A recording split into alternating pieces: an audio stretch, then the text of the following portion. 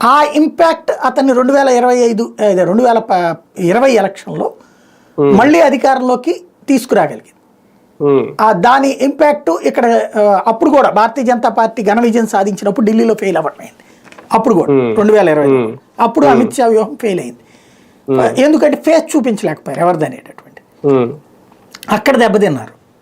అయితే ఈ 5 ఏళ్లలో ఇతనిలో ఇగో పెరిగింది కేజ్రీవాల్.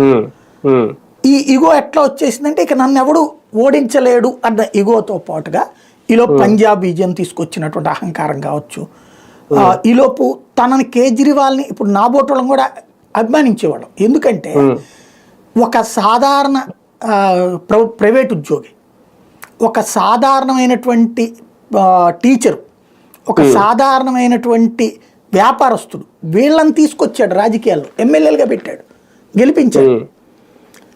నాబోటోళ్ళకు కూడా ఒక ఆశ అనిపించింది, భవిష్యత్తులో మనం నేల నుంచి కొట్టుకు చేస్తున్నాం, ఏదైనా మనం కూడా ఏ పదవి అందుకుంటామేమోలే ఆమ్ ఆద్మీ పుంజుకుంటే అనేటటువంటి ఫీలింగ్ వచ్చింది.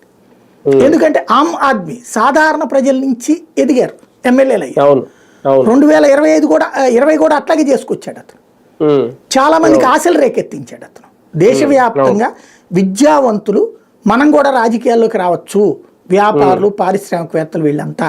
ఇంకోటి, అంతకుముందు రాజకీయం అంటే అసహ్యం అనే దశ నుండి నేను ఈ పార్టీ తరపున రాజకీయ నాయకుడిని అని గర్వంగా చెప్పుకునే ఫీలింగ్ తేగలిగాడు అతను.